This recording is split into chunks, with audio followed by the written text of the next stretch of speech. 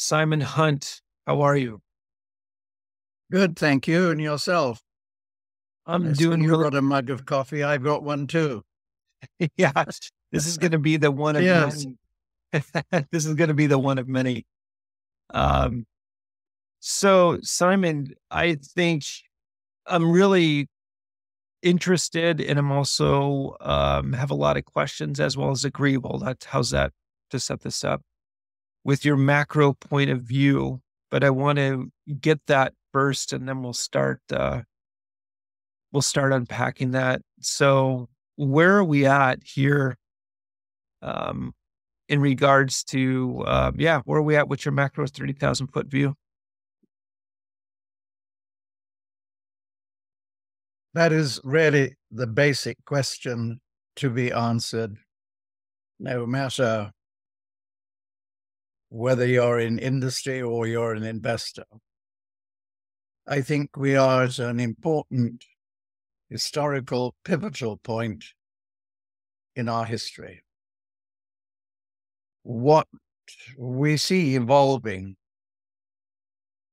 is the old global structure that we have known for the last 80 odd years is now being threatened by a new group of countries under the aegis of BRICS Plus, who don't want to see the continuation of a unilateral world dominated by America and the dollar, but want to develop a unilateral world where the objective is resolving problems by negotiation and not by force. So if we go back in history, America, ever since 1991, and some say since World War II, have had a sole objective of dismembering Russia in order to gain control of the country's huge natural resources. What is now, so you can say that the war over Ukraine is actually a war between NATO, led by America, against Russia. And as we look at how the dots are coming together, it's increasingly likely that one way or another, there will be a direct war between NATO led by America against China, supported by China, against Russia, supported by China and the other BRICS countries. You can see it by the way that increasingly Ukraine, using NATO's missiles, i.e. predominantly UK and America's, are being targeted against infrastructure and residential buildings in Russia. Where is this going to lead us to? There will come a point, I think, that Russia will lose patience. They can see how NATO is increasing the tempo against Russia by placing NATO troops in countries surrounding Russia, where there is the largest ever NATO exercise being conducted on Russian borders, where Poland has been receiving, ever since February this year, trainloads of missiles and other military equipment. And even Poland has received a UK Air Force squadron. So you have to ask the question, is this to create a crisis from which diplomacy can take us away from war towards peace? The problem with that is that any peace negotiation would have to be equitable between NATO and Russia. And that is not the case at the moment. And again, one comes back to what has been America's historic objective: breaking up Russia. So I think the odds are increasing that there'll be some form of war, either or both military or cyber attacks or something else, that could happen at any moment. I'm not saying it's going to happen tomorrow. I'm just saying at any moment, the situation has reached that crisis point. And then if we look at how America is increasing the containment tempo on China, even to the extent that on the Kinmen Island, just off the coast of mainland China, it's an island owned by Taiwan, but where America has troops on that island training Taiwanese troops. And then you have the increasing military cooperation between Japan, America, Australia, Philippines, and so on. Despite all the nice talk coming from people like Blinken, the reality is quite different.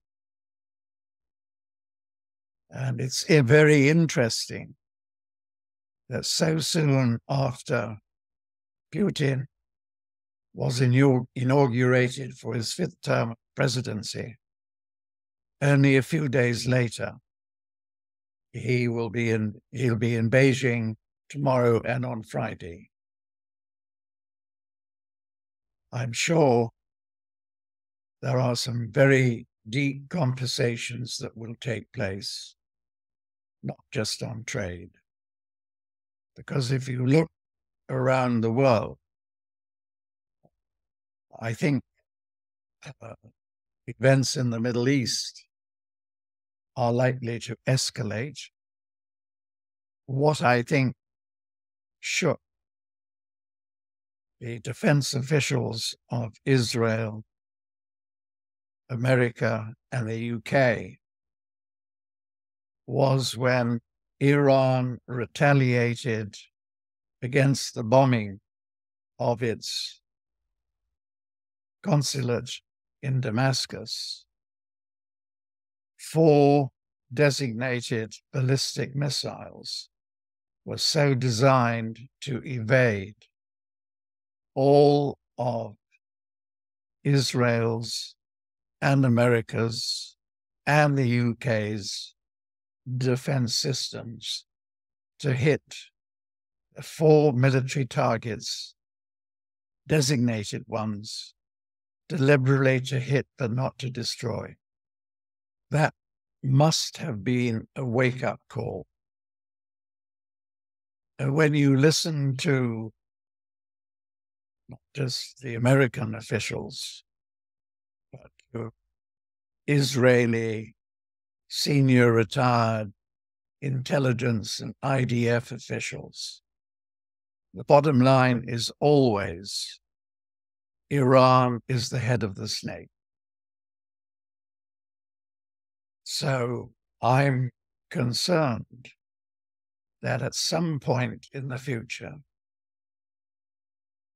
maybe 2 months, 4 months, 1 year, I don't know, there will be an attack on Iran. Iran doesn't want it. Russia doesn't want it. China doesn't want it. The Gulf countries don't want it. But the survival of Israel is just as important for Israel itself as it is for America. So I would not rule out the risk that at some point in the future, there will be an attack on Iran. What worries me also is that with that unpleasant geopolitical background, the global economy is not as robust and as strong as the markets are making them out to be. When we dig below the published data on the US economy, either America has actually in recession or is on the verge of being in recession.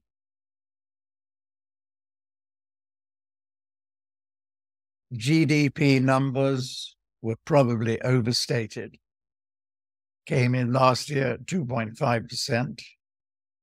But GDI, which should be more or less the same figure as GDP, only came in at 0.5%. Then you look at the fragility of the financial system, the debt issues, the fact that after seeing interest rates rising by almost 5 percentage points, that all we've seen, the only failures we've seen so far, have been the low-hanging fruit. And we've reached the point when the bigger fruit will start falling off the tree. Europe is also in a very fragile situation.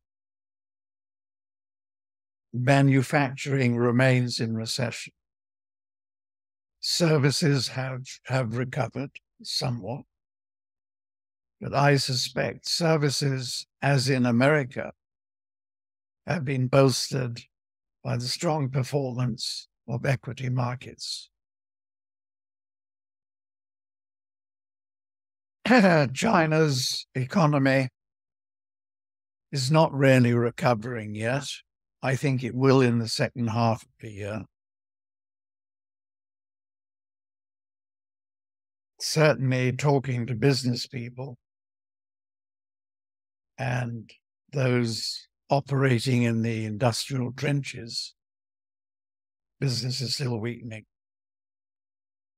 Though I think in the July plenum meeting, we will find there will be very strong measures taken to ensure that the debt issues, particularly with local governments,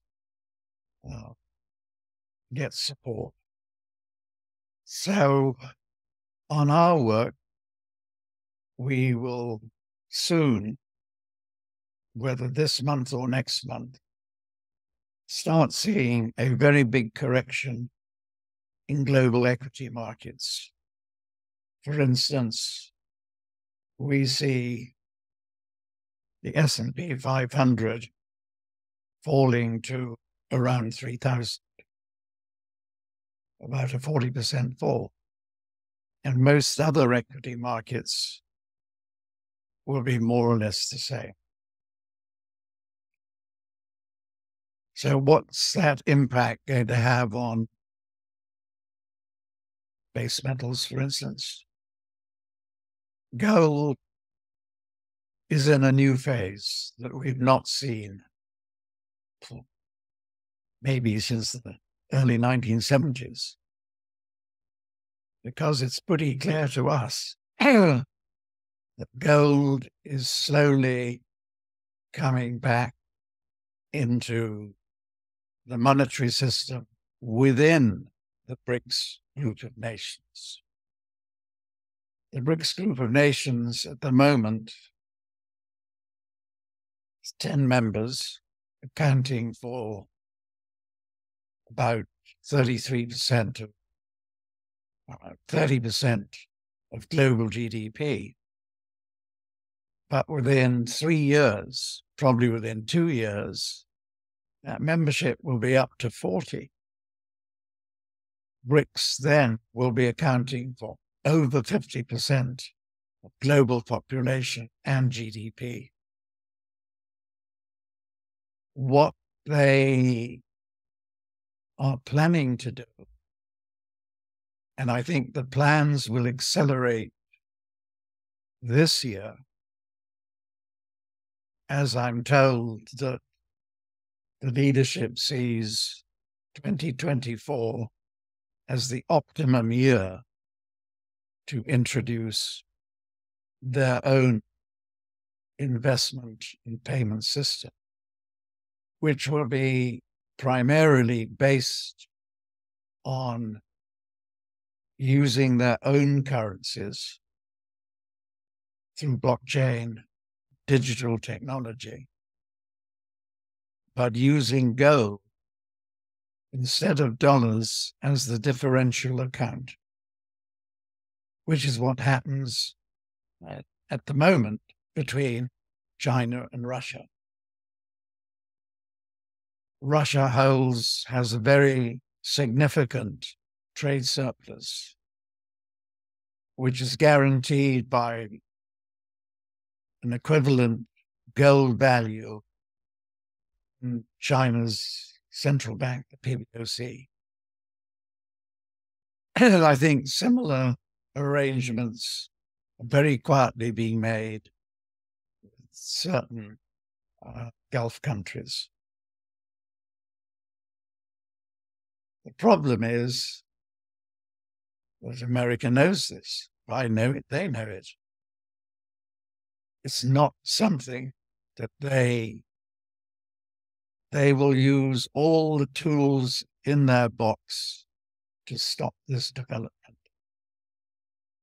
because it will be the start of the dollar going down a slippery slope and the loss of America's global domination.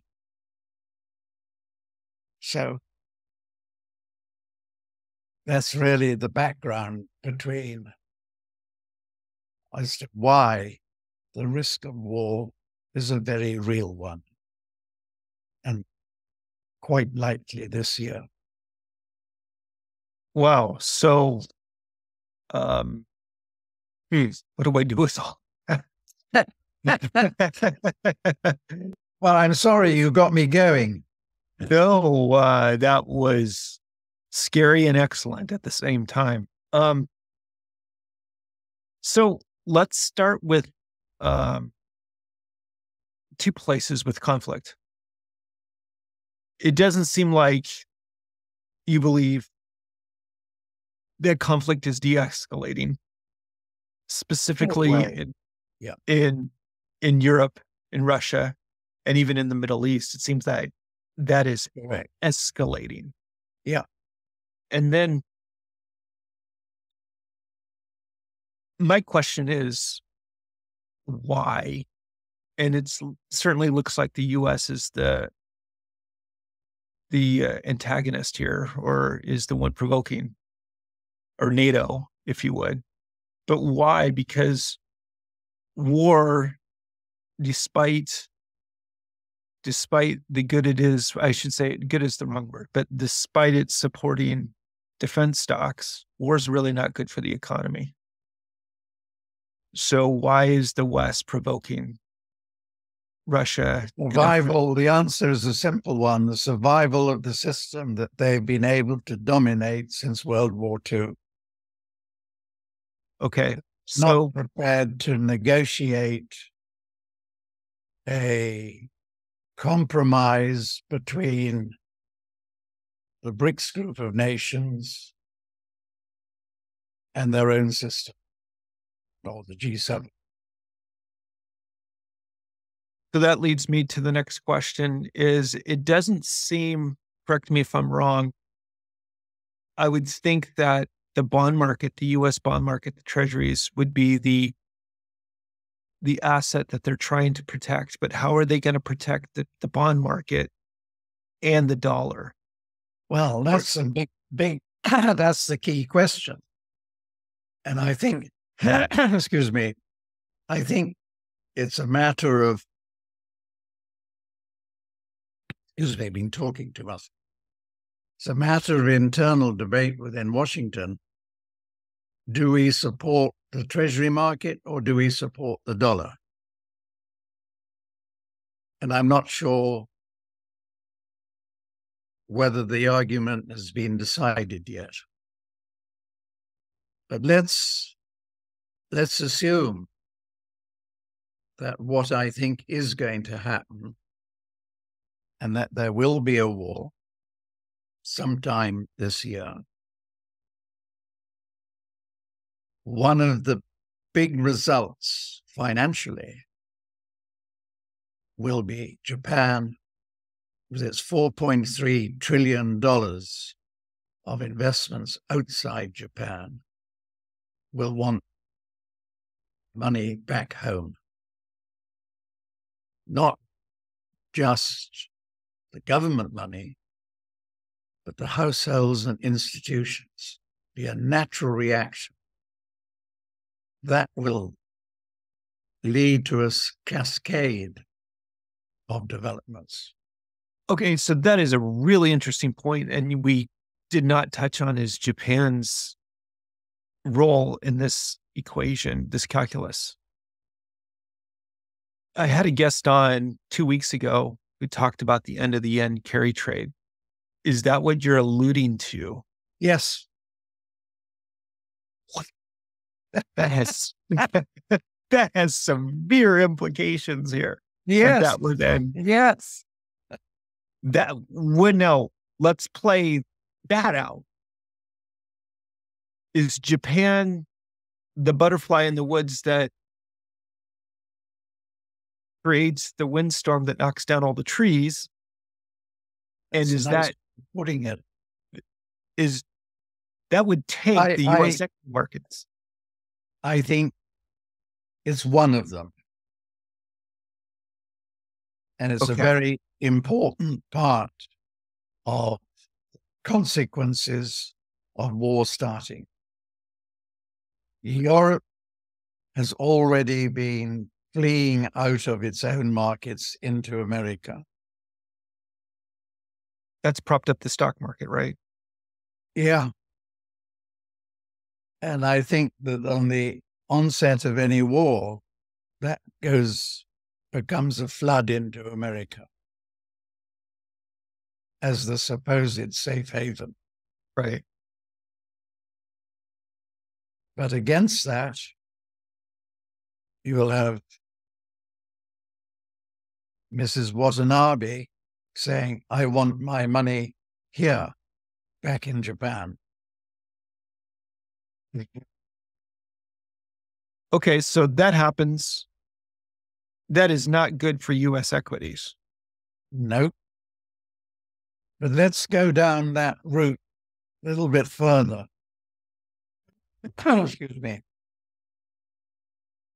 What we see is America, followed by Europe and many other countries, being in recession in the second half of this year.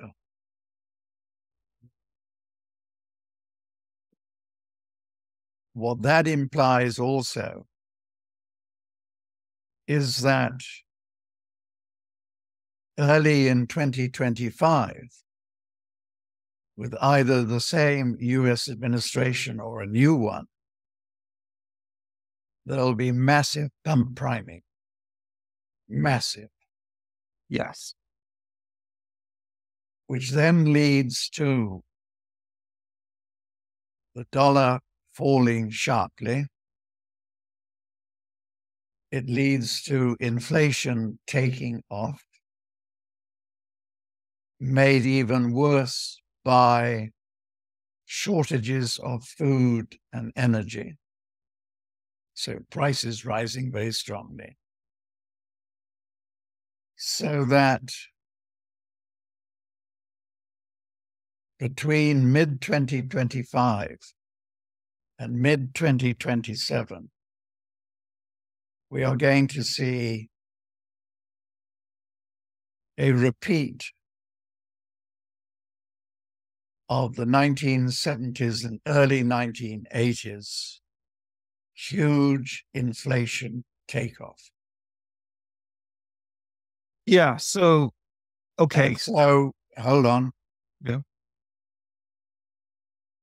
So we then have, in round numbers, US inflation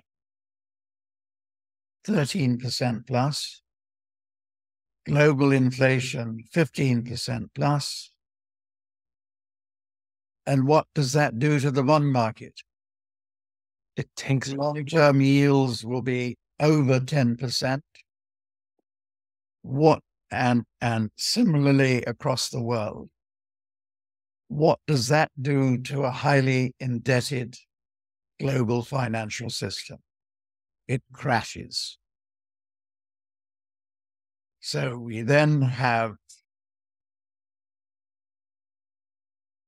at best, rolling recessions for 5 to 7 years, and the probability of depression.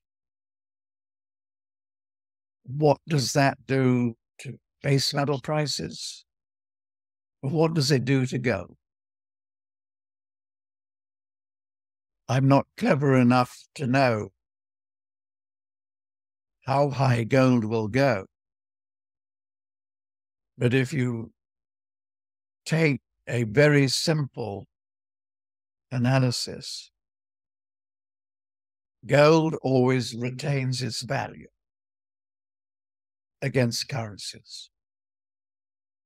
We have by 2030,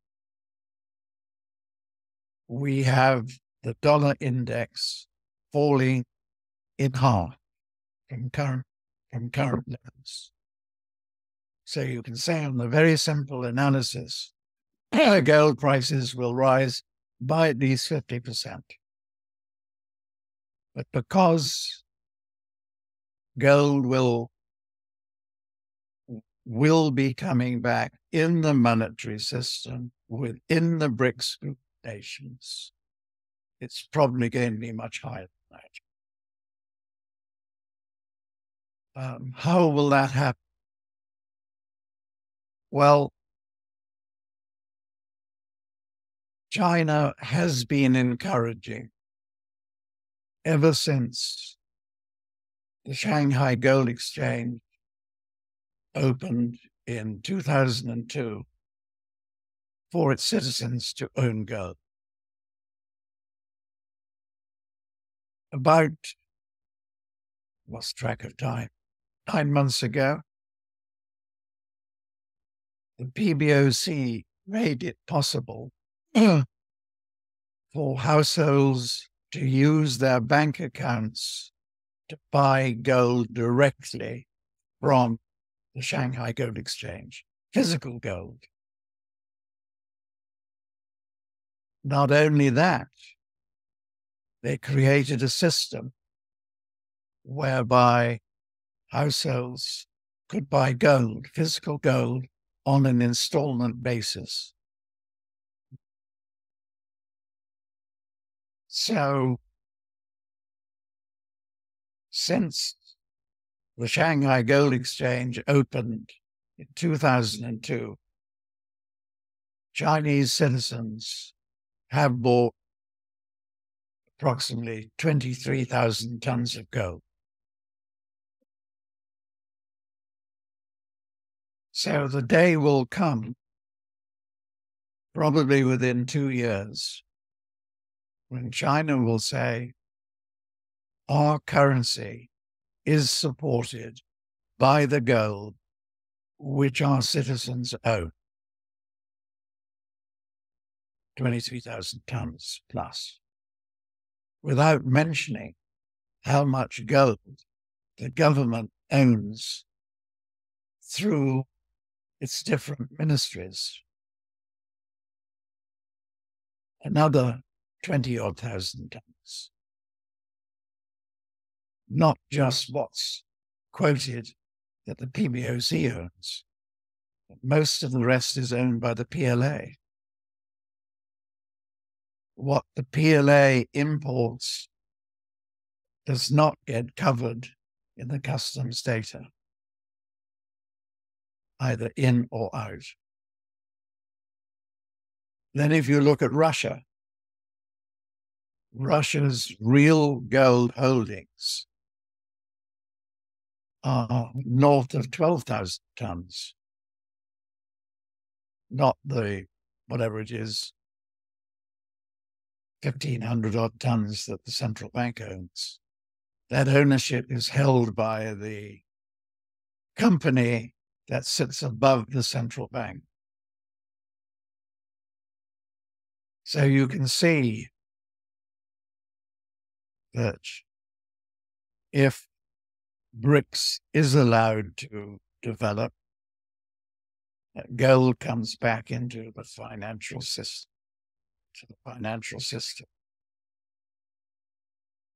which is a development that America certainly won't want to see evolve.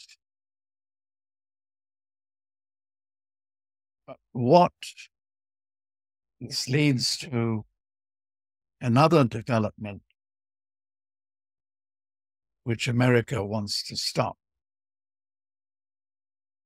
The enlargement of BRICS will include several important commodity-producing countries, not just energy, but base metals. These countries are starting to realize that all they have been receiving, all their metal production, has been a dollar that has fallen in value every year. So that a 1980 dollar is today worth 25 cents. So when they do the sums, they say, well, our profits have been illusionary. So if the enlargement of BRICS is allowed to evolve, then it's quite possible that these commodity-producing countries will say, I don't want dollars in return for my production. So the world we have known for the last 80-odd years is coming to an end. The real question, does it come to an end through negotiation between the major parties, or does it end in war? The history of empires ending has always been war, except for the British Empire. We negotiated our way out. But given what I've said earlier, I don't see that as a likely prospect. So you just said if BRICS is allowed to develop, And that's really where we're at right now. That's the thesis for all of the conflict, if you would. Yeah. And it's really control over the coming new monetary system, correct? Yep. Oh, okay. let me let me let, let me slightly change tack. Please.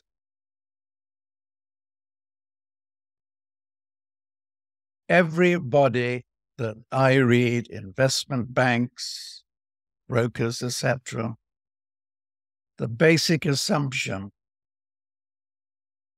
in all of their forecasting for base metals is that tomorrow is better than today. There is no recession for the next 10 years. So there's only one direction that prices can go. Upwards.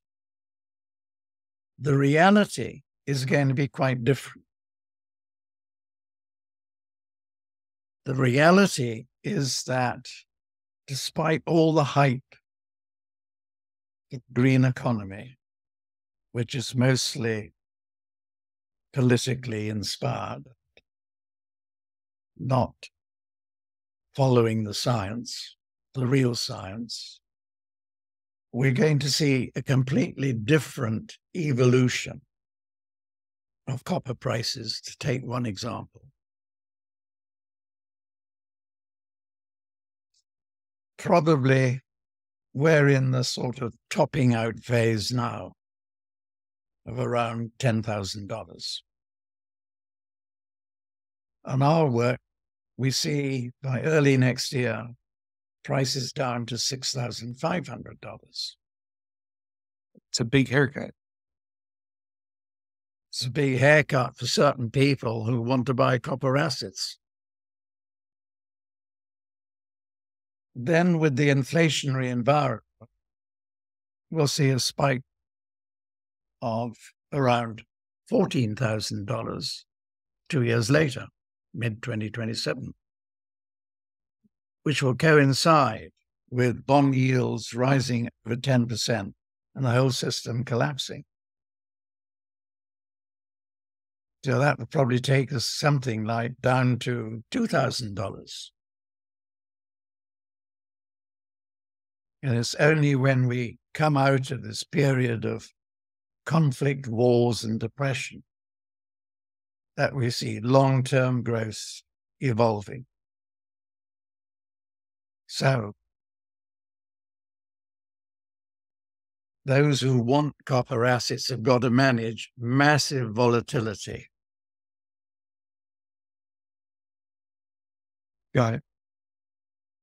Where does energy play in all this? Because that's what wars are also fought over, is energy assets, because that's what really fuels the economy. Well, energy is the basis of everything. Right. Wow. I think the CEO of Exxon summed it up extremely well in a speech he gave in November last year, when he said, "We invest in fossil fuels.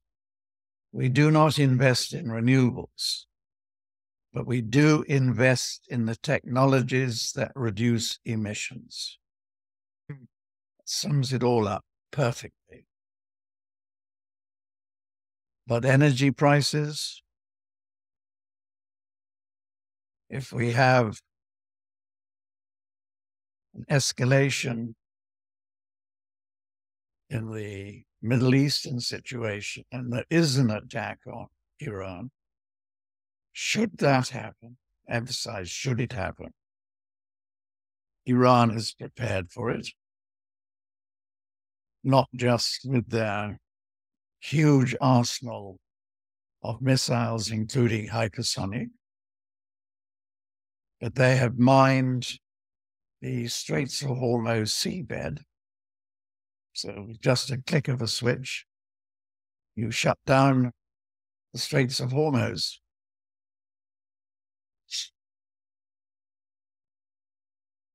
No takers coming through there.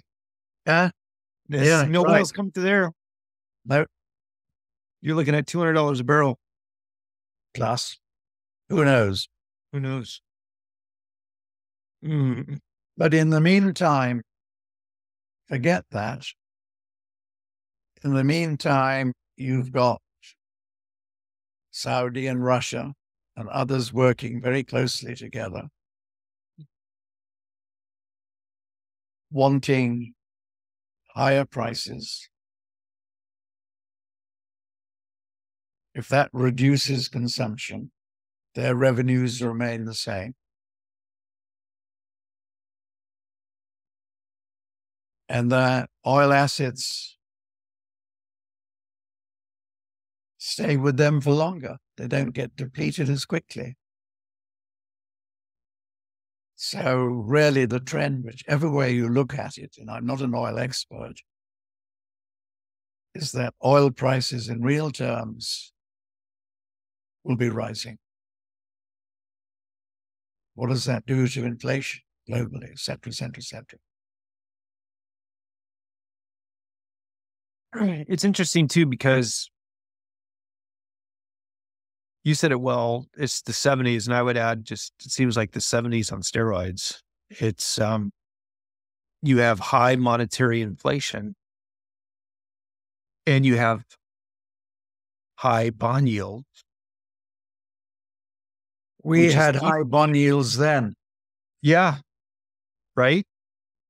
15% or 17% it topped out, I want to say, in the early 80s.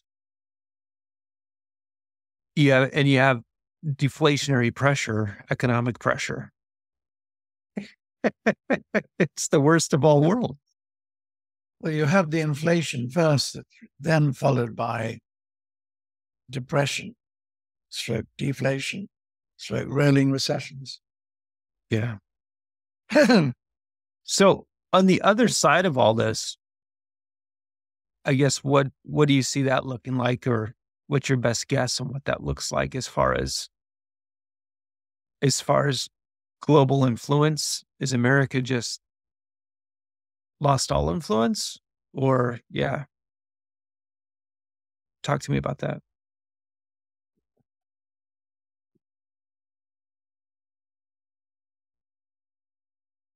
Well, even assuming no war, which I think is a fragile assumption, BRICS is going to have an increasing influence on global affairs. As I said, within 3 years and probably within 2 years, their membership is 40, not 10, accounting for over 50% of global GDP and population. So it comes back to my original thesis: war is very likely. Now, a lot will depend on who wins the American election. Yeah, which brings me to ask. You also then have to ask the question: will there be an election? Right. So, okay, let's scheme that out. Let's say equities markets tank starting now or in June or July. We have an election coming up. Yeah, wouldn't the powers that be want to really goose it? So goose the prime, if you would, or prime the pump, as you said, to support equities? Yeah, it puts the Fed in a dilemma. Doesn't it? I think so. I think so too. I think that if inflation is running way ahead of what they want, there won't be a cut in interest rates. That comes with a new administration maybe a new chairman of the Fed. Who knows? Mhm. Let's talk about the election. So when you say we have to assume there will be an election, are you talking literally or are you talking figuratively? Meaning they're going to get their guy in regardless of. Exactly. Do we have a war beforehand? Right. If you have a war, you don't need to have an election.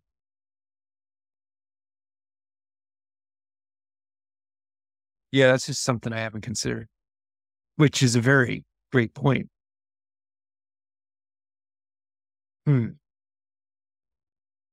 Well,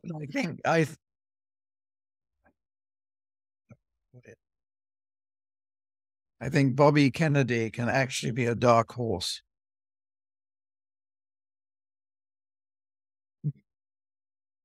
I hope so. You're not the only one. Yeah. Okay. Well, I guess what would you leave us with?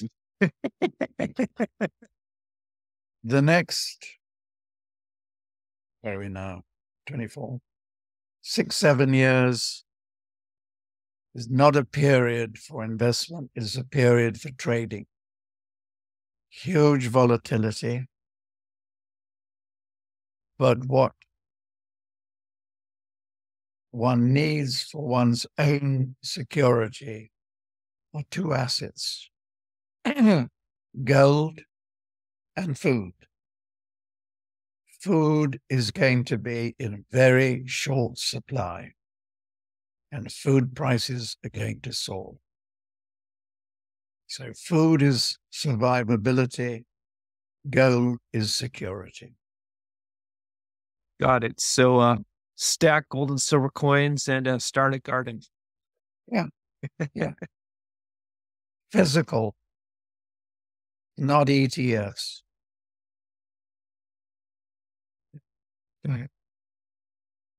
Well, Simon, I'm going to end on that. I want to tell you how much enjoyed is the wrong word. But I did enjoy it, but stimulating is the right word, I think. Can I add that if anybody wants to Please get hold of me, my website is simon-hunt.com. Excellent. I will put that in the show notes. Any other way to get in touch with you, or is that the best way? Thank you. Thank you very much.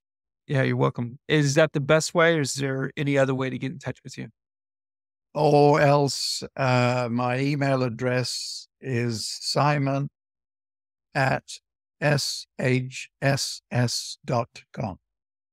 Can I put that in the show notes as well? Yeah, sure.